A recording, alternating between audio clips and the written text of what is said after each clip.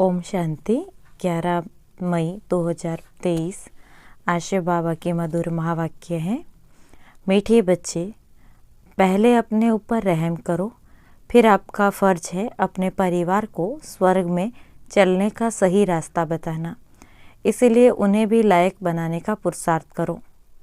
प्रश्न है, तुम किस रेस के आधार से शिवालय के मालिक बन जाएंगे? उत्तर है, फॉलो फादर मदर। सिर्फ एक जन्म पवित्रता की प्रतिज्ञा करो, नरक से दिल हटा दो। शिव बाबा तुम्हारे लिए शिवालय स्थापन कर रहे हैं, जहां तुम चैतन्य में राज्य करेंगे। धंधाधोरी करते बाप और स्वर्ग को याद करने से राजाई का तिलक मिल जाएगा, अर्थात शिवालय के मालिक बन जाएंगे। गीत है, तुम ही हो माता पिता तुम ही हो। ओम शांति। कुछ न कुछ कहना पड़ता है। ओम शांति या शिवाय नमः। परमात्माए नमः कहते हैं ना। ओम शांति हम कहते हैं। यह है अपना और बाप का परिचय देना। वह महिमा भक्त लोग करते हैं। तमेव माता च पिता। तुम तो बच्चे हो जिसकी महिमा भक्त लोग भक्ति मार्ग में करते हैं। आज वह बाप आपके सम्मुख बैठा हुआ है। जरूर सम्मुख था, अब फिर सम्मुख बैठे हुए हैं। ये बातें अभी तुम बच्चे ही जानते हो, भक्त नहीं जानते। तुम बच्चे जानते हो एक ही बाप है जिसकी महिमा हो रही है।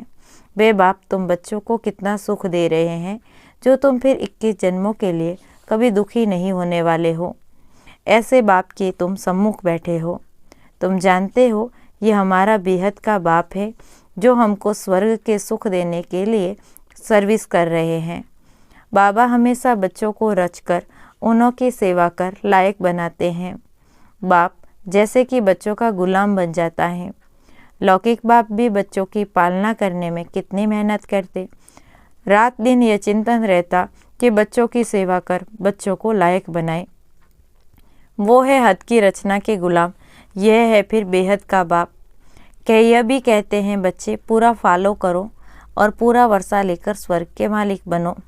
बच्चों पर हमेशा रहम करना होता है। जो सेंसिबल बाप होगा वह कहेगा बच्चों को भी क्यों न साथ साथ यह सच्ची कमाई भी कराए। लौकिक बच्चों की स्थूल पालना तो आधा कल्प करते हैं। बच्चों की पालना कर बड़ा बनाया, लायक बनाया। बच्चों के लिए विल किया, बस शरीर छोड़ा, जाकर दूसरा जन्म लेंगे। वह हुआ हद का बाप। यह फिर है बेहद का बाप। वह हद का ब्रह्मा है। रचना रच कर फिर उनका गुलाम बनते। बहुत मेहनत करनी पड़ती है। कहाँ बच्चे कुसंग में खराब न हो जाए, नाम बदनाम न करे, परंतु वह हो गया अल्पकाल का सुख। उन्हें यह पता नहीं बच्चा सपूत निकलेगा या कपूत। कई ऐसे कपूत निकलते हैं जो एकदम खाना खराब कर देते, बाबा की मिल्कियत को एकदम उड़ाकर चट कर देते। इसीलिए बड़ी संभाल करनी पड़ती है। बेहद के बाप को कितना फोड़ना रहता है। कहते हैं तुम भी वर्षा लो और अपनी रचना को भी वर्षा दो, परंतु फिर भी कपूत बच्चे होते हैं तो बाप का कहना नहीं मानते। बाप कहते हैं पढ़ाई करो तो पढ़ते नहीं, पवित्र बनते नहीं। कोई मुश्किल कोटों में कोई में भी कोई आज्ञाकारी निकलते हैं। यहाँ तो श्रीमत मिलती है। तुम मात पिता ये एक की ही महिमा है, परंतु मनुष्य न जानने के कारण श्री कृष्ण के आगे, लक्ष्मी नारायण के आगे कहेंगे तुम मात पिता। यह भी अंधश्रद्धा है। अब लक्ष्मी नारायण प्रारब्ध भोगते हैं, उनको अपने बच्चे हैं। हम उनको कैसे कहते कि तुम मात पिता? वास्तव में यह महिमा एक की ही है। गीत में सुना कि ऊंचे से ऊंचा है शिव बाबा, सबका सदगति दाता, सबको शांति धाम सुख धाम में ले जाने वाला। तो ऐसे बाप की श्रीमत पर जरूर चलना चाहिए। समझते भी है माता पिता से 21 जन्मों के लिए सुख घनेरे मिलते हैं, परंतु ऐसी श्रीमत पर कोई मुश्किल चलता, बहुत ऊंचा वर्षा मिलता है। बाबा कहते हैं मैं तुम बच्चों के लिए हथेली पर बहिश्त लाया हूँ। जब श्रीमत पर चलो तब लायक बनो। कदम कदम पर मत लेनी है। मत नहीं लेते हैं तो ऊंच पद पा नहीं सकते। स्वर्ग में लक्ष्मी नारायण का राज्य था, यह किसी को पता नहीं। आगे हम भी कहते थे फलाना स्वर्गवासी हुआ, अथवा सन्यासी कोई मरेंगे तो कहेंगे ज्योति ज्योत समाया, परंतु जाता कोई नहीं। जीवन मुक्ति व मुक्तिदाता एक ही बाप है। वह न आए तब तक कोई जान न सके। वह है निराकारी दुनिया, निराकारी बाप और निराकारी आत्माएं वहाँ रहती हैं, जिसको परमधाम भी कहा जाता। साइंस घमंडी समझते हैं यहाँ ही जन्मते और मरते हैं। जैसे मच्छर, सृष्टि चक्र का किसी को पता नहीं। सर्वव्यापी के ज्ञान से कोई कुछ भी समझ न सके। अब तुमको बाप मिला है, कहते बच्चे अब वापस चलो। मैं कल्प पहले मुआफिक सबको ले जाने आया हूँ। तुम्हारी आत्मा में बहुत खाद पड़ी है। सबकी आत्मा अथवा शरीर आयरन एज्ड हो गए हैं, उनको फिर से सतो प्रधान बनना है। तुम बच्चों की आत्मा सतो प्रधान थी, तब गोल्डन एज वर्ल्ड थी। पवित्र आत्मा का पवित्र सोने जैसा शरीर था, उसको सच्चा जेवर कहा जाता था। अब तो क्या हो गया, 1% भी सच्चा सोना नहीं रहा, खाद पड़ी हुई है। अब बाबा कहते हैं सिर्फ मुझ बाप को याद करो तो सच्चा सोना बनते जाएंगे, आत्मा उड़ने लग जाएगी। अभी पंख टूटे हुए हैं, जैसा पुरुषार्थ करेंगे वैसा पद पाएंगे। कितनी ऊंची पढ़ाई है। भगवानुवाच, मैं तुमको राजयोग सिखलाता हूँ, जिससे तुम राजाओं का राजा बनेंगे। विकारी पुजारी राजाओं के भी पूज्य बनेंगे। गाया हुआ है, आपे ही पूज्य आपे ही पुजारी। तुम जानते हो हम सो पूज्य देवी देवता थे, फिर हम सो पूज्य चंद्रवंशी बने, फिर हम सो पूज्य पुजारी बनते हैं। बाबा आकर पुजारी से पूज्य बना रहे हैं। यह ज्ञान जिंदाबाद हो रहा है। ब्रह्मा सो ब्रह्मा कुमार कुमारियों की रात अब पूरी होती है। रात कब से आरंभ होती यह शास्त्रवादी नहीं जानते हैं। ब्रह्मा का दिन सतयुग त्रेता द्वापर के आदि से रात शुरू हो जाती। यह सब बातें तुम बच्चों की बुद्धि में हैं। अब 84 जन्म पूरे कर हम फिर से राज्य भाग्य भोगेंगे। सतयुग में यह ज्ञान नहीं रहेगा, वहाँ है प्रारब्ध। वहाँ भी तुम बच्चे अपने बाप से वर्षा लेते हो, परंतु वह इस समय की प्रारब्ध हैं जो 21 जन्म चलती हैं। भारत पर ही सारा खेल है। सतयुग में जो देवी देवताओं का राज्य था वह अभी आसुरी बना है। प्रजा का प्रजा पर राज्य है। बाबा कहते हैं बच्चे, hear no evil see no evil. बंदर का एक चित्र दिखाते हैं। इस समय मनुष्य बंदर मिसल बन पड़े हैं, इसलिए बंदर की शक्ल दिखाते हैं।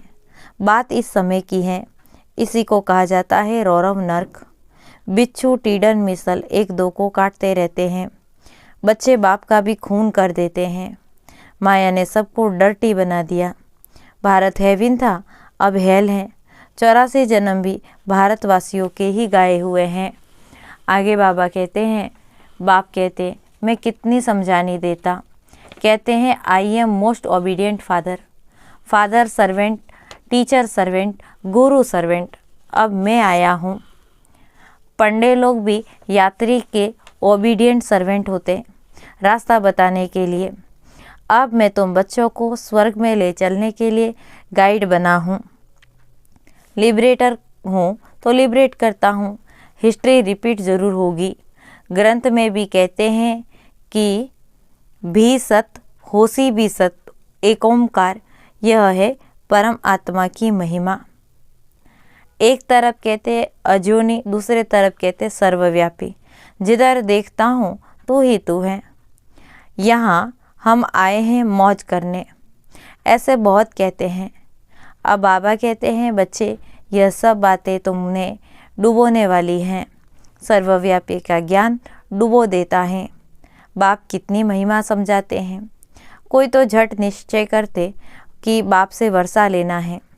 इन जैसा स्वीट फादर मिल ही नहीं सकता। स्वर्ग की स्थापना करने वाला बाप है। जब बाप मिले तभी हम स्वर्ग के मालिक बने। ऐसे बाप को झट अपना बनाना चाहिए। मुझे तो बच्चे चाहिए जो कल्प पहले बने थे, वही आकर सपूत या कपूत बनेंगे कल्प पहले मुहाफिक।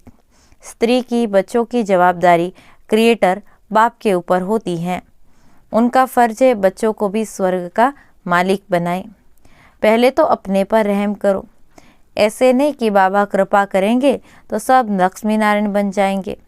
यह तो बड़ा इम्तिहान है। 8 को स्कॉलरशिप मिलती है, फिर 108 है, लॉटरी होती है ना। बाबा कहते हैं देह सहित देह के सब संबंध जो कुछ है भूल जाओ, अपने को अशरीरी समझो और आत्मा निश्चय करो। ऐसे नहीं, तुम परमात्मा हो। वे फिर आत्मा सो परमात्मा कह देते, समझते हैं आत्मा जाकर परमात्मा में लीन होगी। जब तक लीन न हो तब तक उनको परमात्मा नहीं कहेंगे, परंतु परमात्मा में लीन होते नहीं। यह ड्रामा अनादि बना हुआ है। हर एक एक्टर को अपना अपना पार्ट मिला हुआ है जो बजाना है। हर एक आत्मा में इमॉर्टल पार्ट यानी अविनाशी पार्ट भरा हुआ है। यह बातें बाप के सिवाय कोई समझा न सके। बाप आकर तुम बच्चों को आदि मध्य अंत का ज्ञान दे त्रिकालदर्शी बनाते हैं। चित्रों में देवताओं को तीसरा नेत्र दिखाते हैं। वास्तव में तीसरा नेत्र न है देवताओं को, न है शूद्रों को। तुम ब्राह्मणों को ही ज्ञान का तीसरा नेत्र मिलता, जिससे तुम सबके एक्यूपेशन को जानते हो। सचखंड और झूठखंड के हालात को भी अभी तुम बच्चे जानते हो। तुम्हारे में भी नंबरवार पुरुषार्थ अनुसार है। यह है पाठशाला, इसमें अंधश्रद्धा की कोई बात है ही नहीं। अपना धंधा धोरी सब करते रहो, सिर्फ अपने बाप को और स्वर्ग को याद करो तो तुम्हारे ऊपर राजाई का तिलक आ जाएगा। आत्मा ही याद करती है, संस्कार आत्मा में है, आत्मा से ही बात करते। मैं तुम्हारा बाप हूँ। कल्प पहले भी तुमने वर्षा लिया था, सूर्यवंशी राज्य किया था, फिर चंद्रवंशी में गए। कलाएं कमती होती जाती हैं, फिर वैश्य शूद्र बने। अब स्मृति आई है कि नाटक पूरा हुआ। माँ में कम याद करो तो विकर्म विनाश होंगे। श्रीमत पर न चले, देह अभिमान में आया तो लगी चोट। फिर बृहस्पति की दशा बदलकर राहु का ग्रहण बैठ जाता। फारकती दी तो रौरव नरकवासी बन जाते। बाबा कहते हैं ऊंच पद पाना है तो रेस करो। अभी ऊंच पद पाएंगे तो कलप कलप पाते रहेंगे। सिर्फ एक जन्म के लिए पवित्रता की प्रतिज्ञा करो तो 21 जन्म स्वर्ग के मालिक बनेंगे। अब नरक से दिल को हटा दो। शिव बाबा तुम्हारे लिए शिवालय स्थापन कर रहे हैं, जहाँ तुम चैतन्य देवताएं राज्य करेंगे। तो क्या शिवालय का मालिक बनना चाहते हो? Follow mother father. जो कुछ है सब तुम बच्चों के लिए हैं। राजा भी तुम बनेंगे, तुम ही थे, अब रंक बने हो। और धर्म वालों की बात नहीं। देवी देवता धर्म वाले और धर्मों में कन्वर्ट हो गए हैं, इसलिए हिंदुओं की संख्या कम हो गई है। नहीं तो भारत की संख्या सबसे जास्ती होनी चाहिए। तुमको भगवान पढ़ा रहे हैं, कितना ध्यान देना चाहिए। यह बड़ी वंडरफुल पढ़ाई है। बूढ़े बच्चे जवान सब पढ़ते हैं, बीमार भी पढ़ सकते। अगर बाप और वर्षे को याद नहीं किया तो माया थप्पड़ मार देगी। ब्लड से लिख देना चाहिए, मैं दिन रात बाबा को याद करूँगा, शिव बाबा का हाथ पूरा पकड़ूंगा, जो बाबा कहेगा सो करूँगा। शिव बाबा कहते बच्चों को संभाल करो, जो बचता है उससे 2 मुट्ठी शिव बाबा की सर्विस में लगा दो, फिर उसका एवजा तुमको इतना मिलेगा जितना साहूकार का लाख देने से बनता। प्रत्यक्ष फल मिल जाता है। अच्छा, माता पिता बाप दादा का मीठे मीठे सिकीरा दे बच्चों प्रति याद प्यार और गुड मॉर्निंग। रूहानी बाप की रूहानी बच्चों को नमस्ते। हम रूहानी बच्चों की रूहानी बाप दादा को याद प्यार, गुड मॉर्निंग और नमस्ते। धारणा के लिए मुख्य सार है। पहला पॉइंट, देह तथा देह के सर्व संबंध भूल अशरीरी आत्मा बनने का अभ्यास करना है। बाबा से श्रीमत लेकर कदम कदम उस पर चलना है। दूसरा पॉइंट, पढ़ाई पर पूरा पूरा ध्यान देना है। दृढ़ संकल्प करना है कि रात दिन एक बाबा की ही याद में रहूँगा और बाबा जो कहेंगे वह अवश्य करूँगा। Hear no evil, see no evil. आज का वरदान, एक क्षमा के पीछे परवाने बन, फिदा होने वाले कोटों में कोई श्रेष्ठ आत्मा भव। एक क्षमा के पीछे परवाने बन, फिदा होने वाले कोटों में कोई श्रेष्ठ आत्मा भव।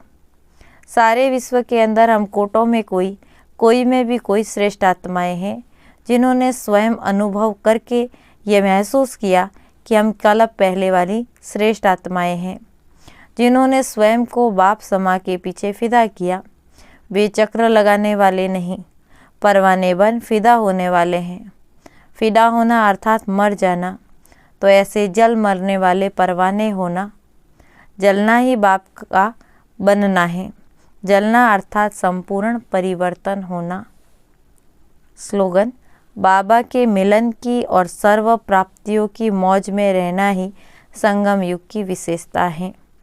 बाबा के मिलन की और सर्व प्राप्तियों की मौज में रहना ही संगम युग की विशेषता है। ओम शांति।